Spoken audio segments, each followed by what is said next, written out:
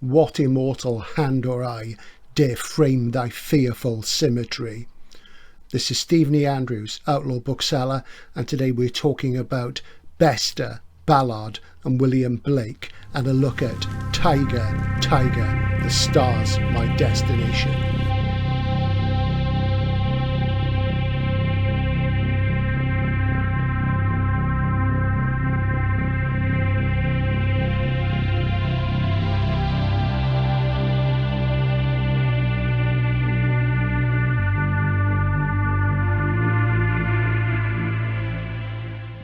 Alfred Bester once wrote in an essay published in an SF magazine in the 60s that he didn't think that science fiction could ever measure up artistically to the mainstream novel.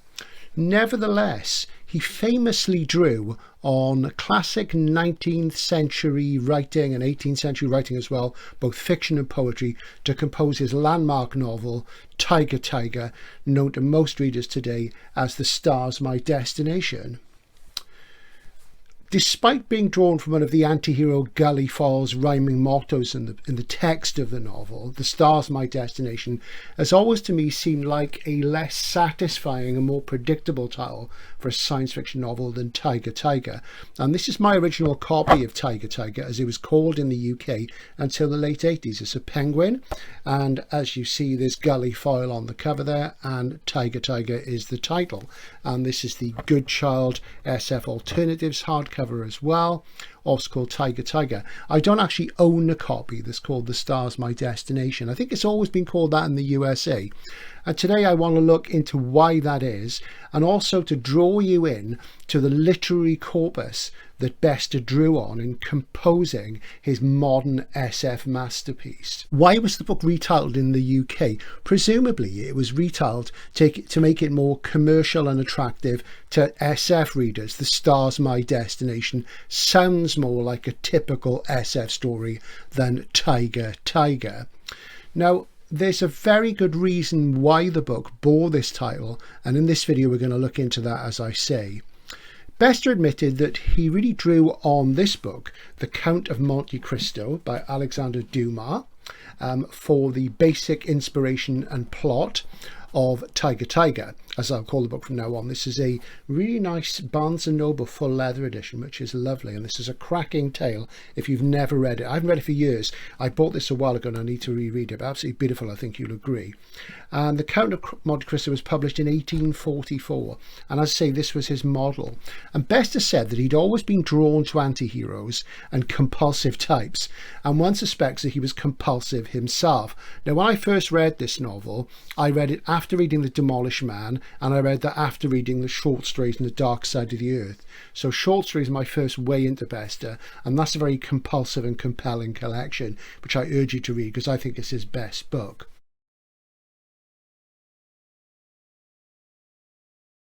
He also read a wartime account of sailors in a submariners. Their vessel was torpedoed and they were on the surface trying to survive. And this is how he conceived the situation that Gulliver finds himself aboard the wrecked spaceship Nomad. Bester conceived Foyle as the archetypal common man, nobody special, who needs some sort of spur to bring out his potential, and in this case to help him survive, because he's on board Nomad, he's on his own, there's limited oxygen and supplies, and he's going to die. So in the case of this, the spur is Foyle's callous abandonment by the passing spaceship Voyager. Foyle sends out a distress flare and it's ignored by Voyager, which could so easily have saved him from his interplanetary shipwrecked status aboard Nomad. This event galvanizes Foyle, who begins the long, slow, transcendent transformation from non-entity to ultimate Übermensch of the solar system, driven by his insane hatred for Voyager and screaming for vengeance throughout. But before Foyle, who's clearly named Gulliver Foyle, Gully Foyle, after Jonathan Swift's seminal proto-SF protagonist Lemuel Gulliver from Gulliver's Travels, who is of course shipwrecked himself and washes up on Lilliput, the land of the little people. Before Foyle can step up and reaches apotheosis, he falls into the hands of other castaways like himself, the scientific people who've also been abandoned on board a converted asteroid. And the scientific people are like a tribe. They are similar to the Polynesian natives of Herman Melville's first book, Typee, who have this desire to tattoo Foyle's face. And in Typee, which is quasi-autobiographical, you see the Polynesian islanders and they always want to tattoo the face of the runaway sailors of Typee who have jumped from their whaling ship, hidden out on the island until it's left without them. So Foyle is in this situation with the tribal people, and against his will, without him knowing, they tattoo the word nomad and permanently burn it into his skin. Now, tattoos are commonplace these days, but until comparatively recently, less than 30 years ago, they were uncommon, and they were only worn by sailors, vagabonds, criminals, and outsiders. They were really a badge of being outside of society. Now they're just a affectation. Then they really were something special, and you rarely saw them when I was young. Already we see some of the sources for TYGER, Dumas, Melville, Swift, but there are more to be found in a close reading of the text. Foyle's now famous tiger-striped face, monstrous and frightening, clearly indicates the alternative title of the book, but there is more to this, as we'll see. The references, sources and structure of TYGER themselves echo the sources of SF itself in the proto-SF era of the Fantastic Voyage, which began with ancient books like the Epic of Gilgamesh and the True History of Lucian of Samosata, the classical bit of writing, which is now quite famous as the taproot text of science fiction. And there's other things as well. Atlantis, sourced from Plato, of course was an island. Even a figure as recent as Jules Verne called his scientific romances extraordinary voyages, and we see how exploration and then travel and SF are inextricably linked as literature. It was a small step from ships to starcraft. Now, there is a subgenre of SF called the Robinsonade, and it's a key subgenre of early SF and proto-SF, and it's named after Daniel Defoe's Robinson Crusoe, of course. And Robinson Crusoe was one of many things that Defoe wrote. He also wrote a book about a storm, which can be seen as a precursor of the Great English Catastrophe novel. And there was a lot of talk about, with Defoe's writing, whether some of it was fiction or not. And of course, his famous Journal of the Plague Year, which could also be seen as a source of the catastrophe novel, ostensibly is a non-fiction account, but it was written, a long time after the plague years. He wasn't actually there. So if we look at Robinson Crusoe specifically and Gulliver Foyle and Lemuel Gulliver, Gully Foyle, of course, is a castaway, and we see a fascinating echo of Swift's Gulliver in J.G. Ballard's incredible short story, The Drowned Giant, which is in the UK edition of The Terminal Beach. This is the reissue of The Terminal Beach from 1985. The American version has very different contents, but the UK version is the correct original contents. And of course, there was a Penguin edition before this, and there were other editions after that. And the best way to read Ballard's short stories is in the original collections rather than the huge collected volume. And The Drowned Giant is this incredible story, possibly my favourite Ballard story, certainly in my top 5. And it's a modernist fable of the Borgesian variety. It's more like Borges than Asimov. And with a kind of cool detachment, Ballard describes how a dead giant washes up on a beach and describes how the cyclopean corpse is visited by sightseekers as it decays like a beached whale. Now, this stunning story is not only a nod to Swift, but it also evokes Melville again in its invocation of a humanoid the size of a cetacean, big as a whale. Specifically, I think of the great white whale of Moby Dick.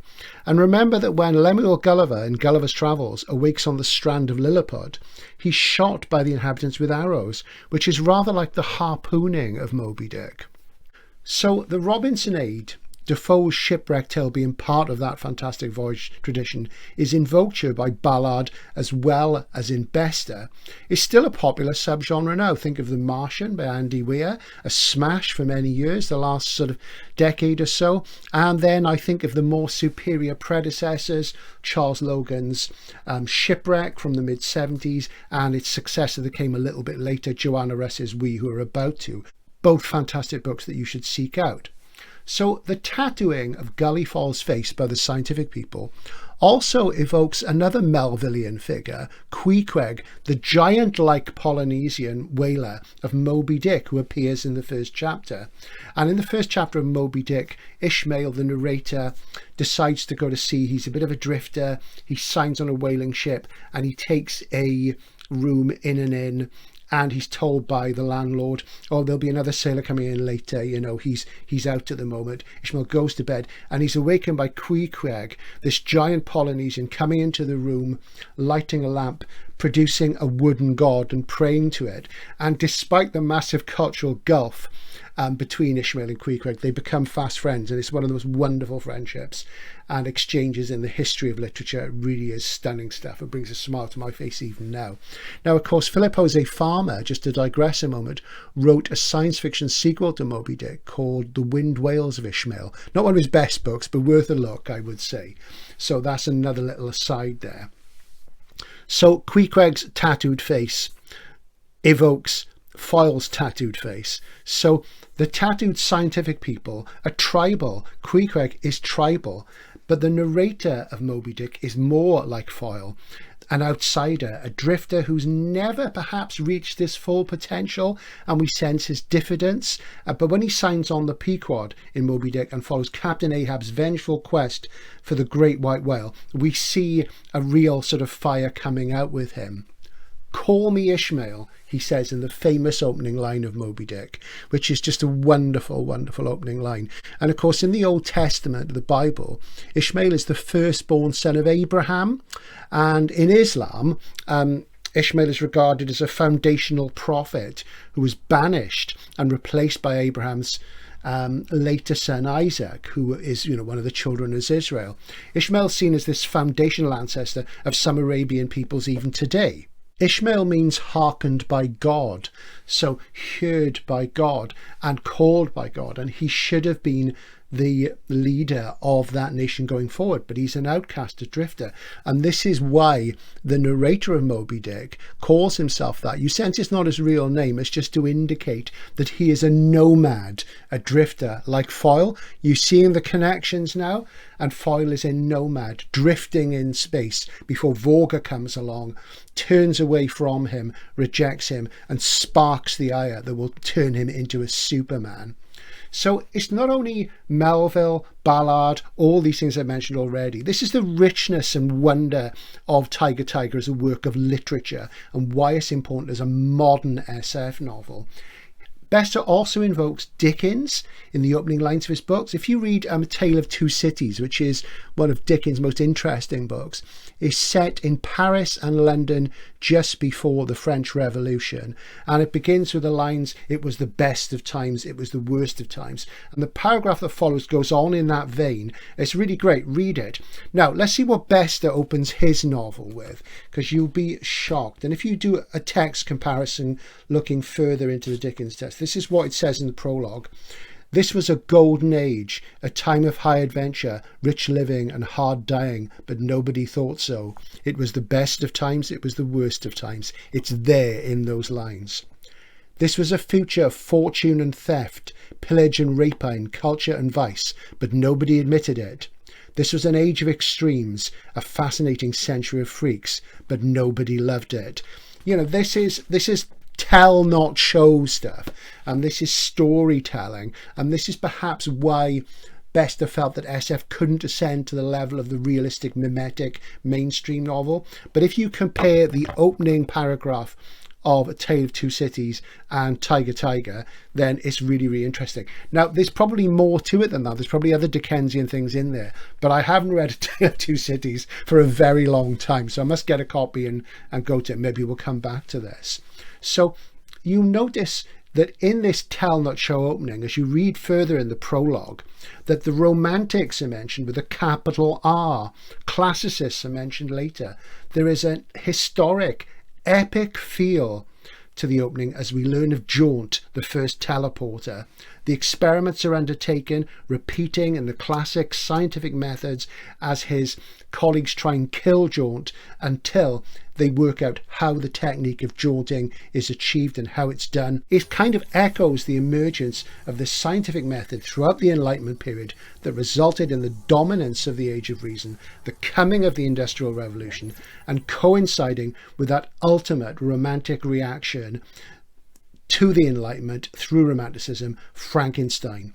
What Mary Shelley realised was that it was the business of the future to be dangerous, and if you messed around with technology, it would bite you on the rear.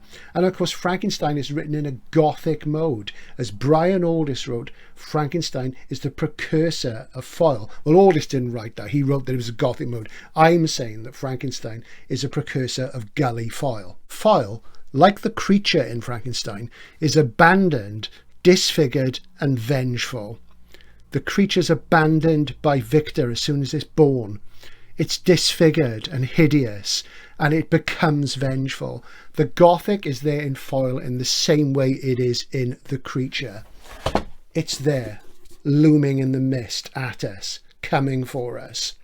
Nothing is more Gothic, except that the Gothic generally didn't have science in it. So this is the post-Gothic mode of SF that Aldiss writes about in Billion Year Spree and its reboot Trillion Year Spree, or is it the other way around?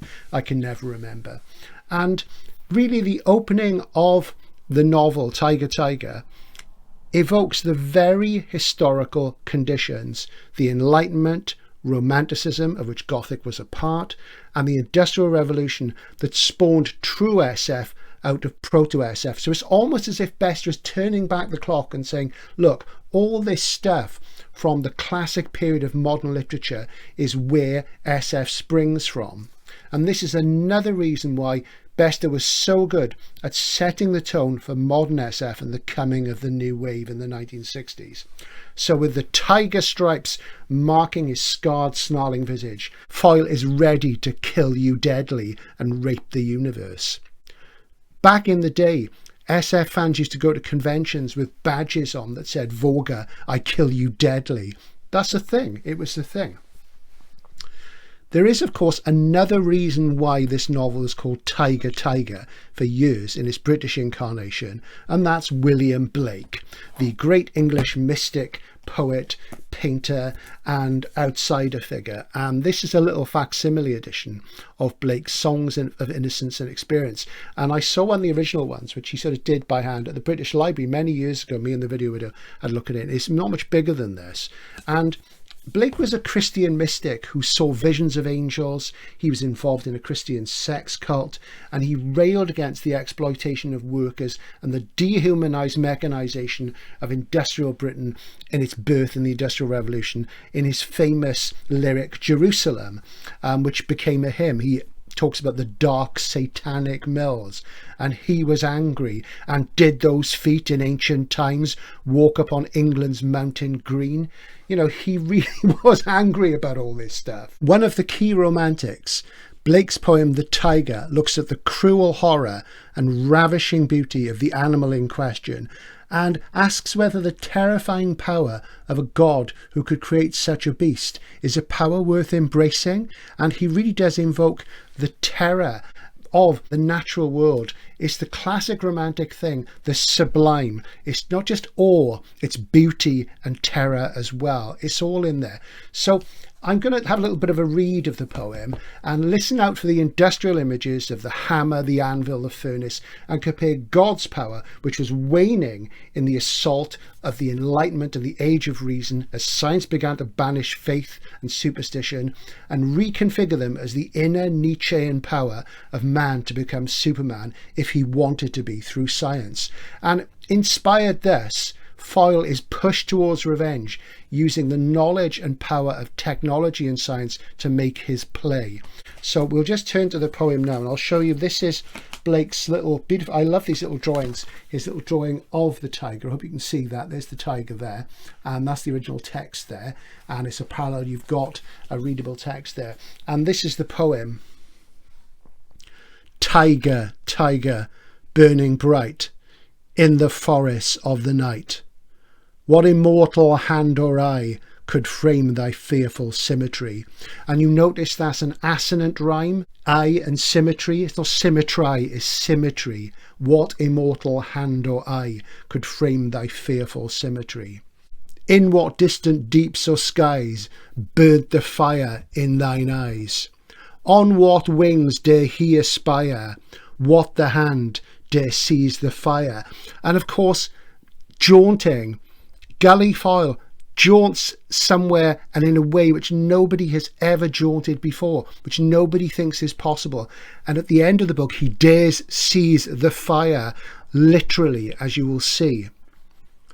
And what shoulder and what art could twist the sinews of thy heart? And when thy heart began to beat, what dread hand and what dread feet? And of course, this is referring to God, but God is replaced in the world of science by science run out of control in the post-Gothic mode. What the hammer, what the chain, in what furnace was thy brain?